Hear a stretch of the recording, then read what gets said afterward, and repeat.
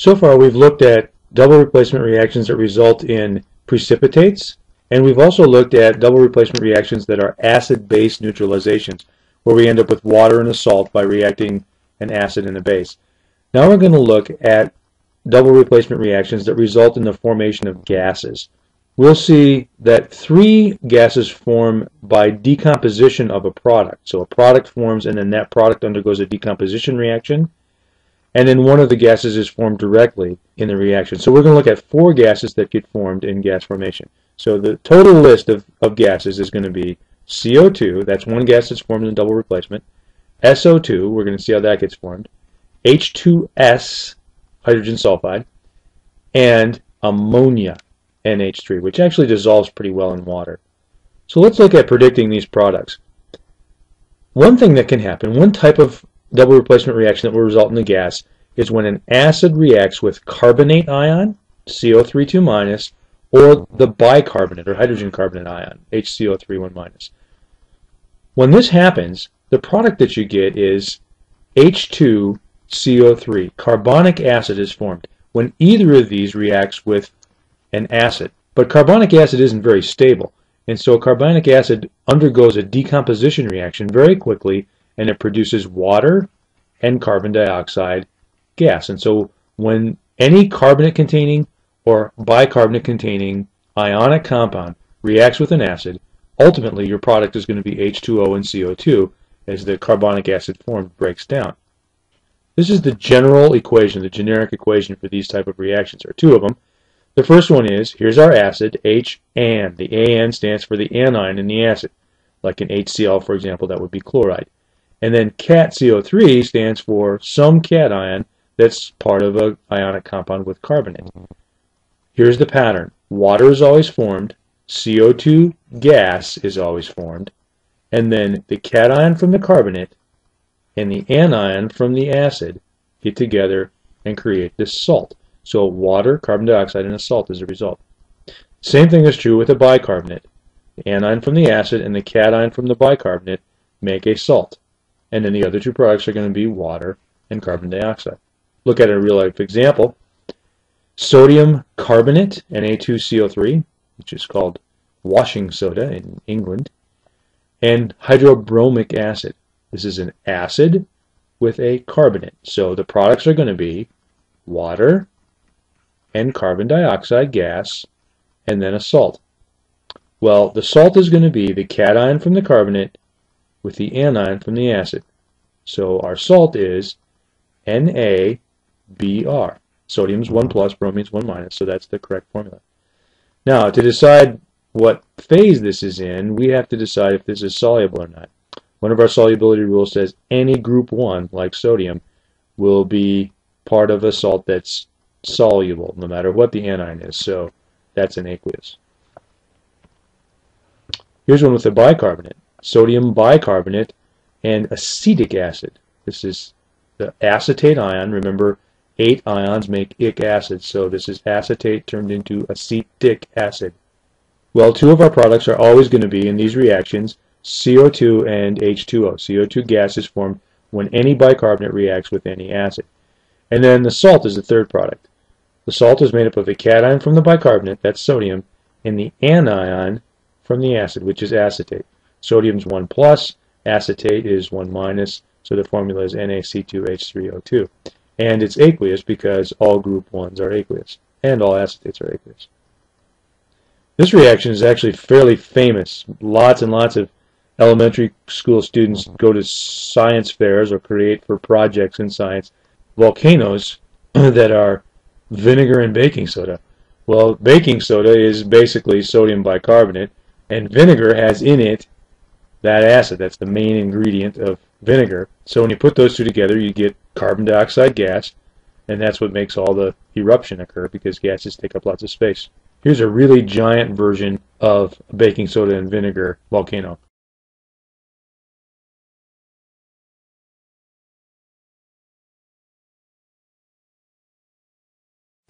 A group of local college students are taking a shot at the record books by creating the world's largest man-made volcano. This is pretty cool. The group from Mount Hood Community College has created one mammoth-sized volcano. They used the old vinegar and baking soda trick. They built a 20-foot mountain at the Gresham campus, and they staged their eruption today. They say it was all for the love of science.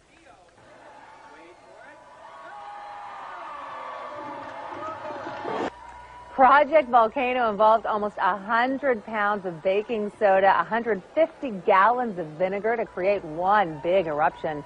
The students are not sure yet if they'll make the Guinness Book. They say there was no previous record, and it's up to the book's editors whether they will include it in the record book. Okay, you try one. Here's your answer. This is an acid with a carbonate, and so you're going to get water and CO2 gas.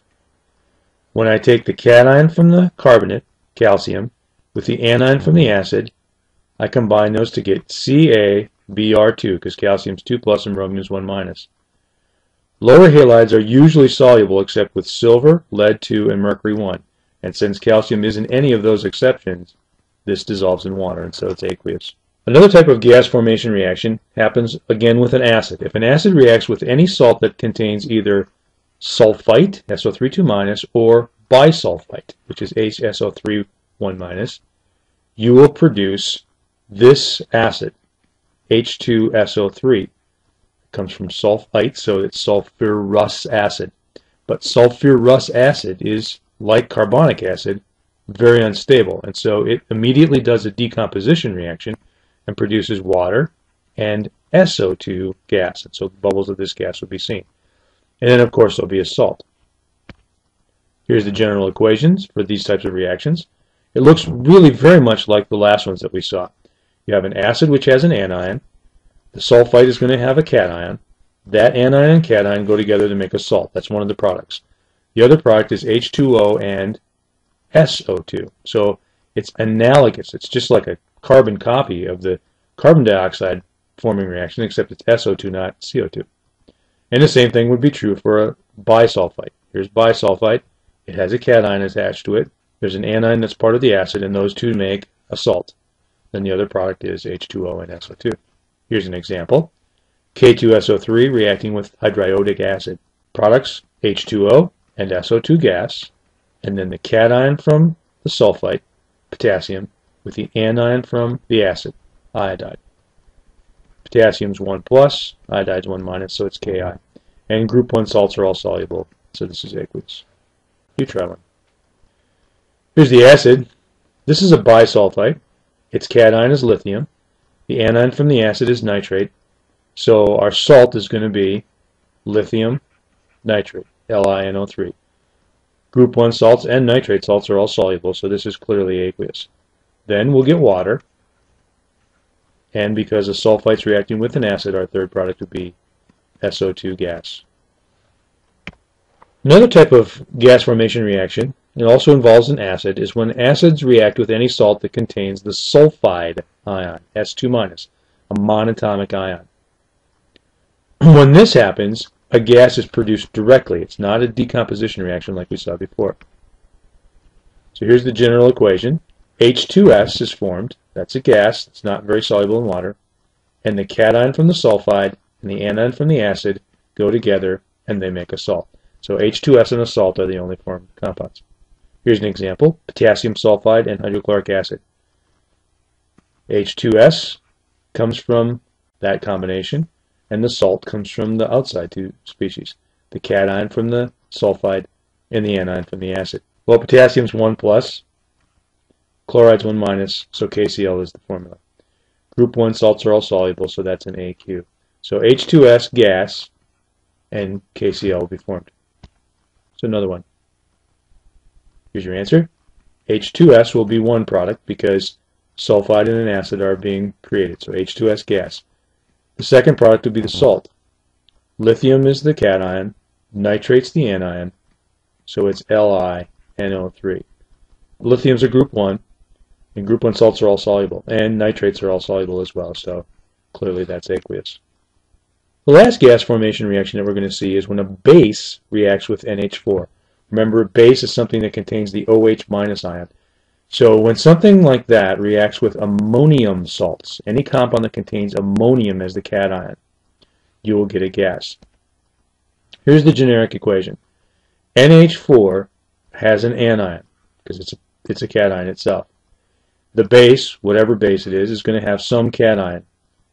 The products are going to be ammonia gas, or you could actually write it AQ because it dissolves in water to a high extent, and water, and a salt. And the salt is the result of combining the cation from the base and the anion from the ammonium salt. Like this one, ammonium chloride with sodium hydroxide. Ammonia and water are our first two products. You can write G, or I'll even accept AQ because it does dissolve in water pretty well. And sodium chloride, because the cation from hydroxide is sodium and the anion from the ammonium salt is chloride. So when I put those together, I get NaCl. And that's aqueous because group 1 salts are all soluble. So let's review double replacements.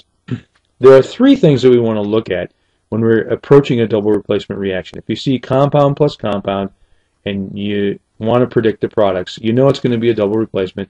So the first thing you want to do is check for acid-base reactions. So you want to look for, is there H with some anion? So it's a molecule that starts with H. That's an acid. If that is combined with something that ends in hydroxide, so cation OH, then you're going to get water and you're going to get a salt that's made from the cation of that base with the anion from that acid. Well, if it's not an acid-base reaction, then the second thing you want to do is check right away for the formation of a gas and see if that's possible. If you have an acid, then you want to look for carbonate containing salts, or bicarbonate containing salts, or sulfite containing salts, or bisulfite containing salts, or sulfide containing salts. If any of these anions here in this list are part of a compound and it's reacting with any acid, then you're going to get a gas. These two will give you CO2, these two will give you SO2 and water, and this one will give you H2S. Those are gases that can form with an acid. If it's not an acid but there's a base present, well then you want to look for any salt that has NH4 plus as its cation. If that's the case, you're going to get ammonia and water and a salt. If there's not an acid there or a base, then the third thing you want to do is check for the formation of an insoluble solid product. So consider the two compounds that you're putting together. Let's call this first one C1A1. C and A stand for cation and anion. And the second one we'll call C2A2, where the C and the A again stand for cation and anion. Well, you want to recombine these and look to see if anything's not soluble in water. Like if I take C2 and A1, recombine these things. If that's aqueous, well, then that hasn't been part of a reaction. If I put C1 and A2 together, and that's also aqueous, then this is nothing. This is a no reaction. However, if I put either of these combinations together, and I find out that one of them doesn't dissolve in water, that's a precipitate. And then that's what's happened in the reaction. You list that and the aqueous species as your products. Let's approach this one. Looking at this compound, and this compound, I recognize that this is an acid. So, if it's an acid, I look to see if the second one's a base. This is not a base because it doesn't end in OH-. So then, since I have an acid here, I'm going to check to see if I have a gas former. And I do. Carbonates with acids form gas. That gas is CO2. Also in those kinds of reactions are formed water and a salt. Well, the salt here is magnesium combined with chloride. Magnesium's 2+, chloride's 1-, so that's MgCl2. And lower halides are all soluble with 3 exceptions. Magnesium isn't one of them, so that's aqueous. So another one. Approaching this reaction, I see AgNO3 is not an acid or a base, neither is NaI. So that means it's not an acid-base neutralization, nor can it possibly be a gas former. So then I want to look to see if I have some insoluble products. If I put Na and NO3 together, I get NaNO3. Well, that's going to be aqueous because group 1 salts and nitrate salts are all soluble. If I put Ag and I together, well, that's going to be insoluble because Lower halides, while they're usually soluble, are not soluble with silver, lead 2, or mercury 1. So that's going to be a solid. So my products are precipitate, AgI, and aqueous, NaNO3. Look at this one. This is something that ends in OH minus. That's a base, clearly. This is an acid. It's a molecule that starts with H. So acid and base makes water, H2O, and a salt. Well, the salt here is calcium combined with bromine. So CaBr2, because calcium is 2+. Lower halides are usually soluble, and this is no exception. You try this one. Okay, what you've got here is a base, but this isn't an acid. However, it's an ammonium-containing salt. When ammonium-containing compounds react with bases, you get 3 products. One is ammonia gas, or you could write aqueous. Second one is going to be water, H2O. And the third one is going to be a salt created by combining the cation from the base, that's sodium, with the anion from the ammonium salt, which is nitrate. So NaNO3 is our product. And that's aqueous. Try this one.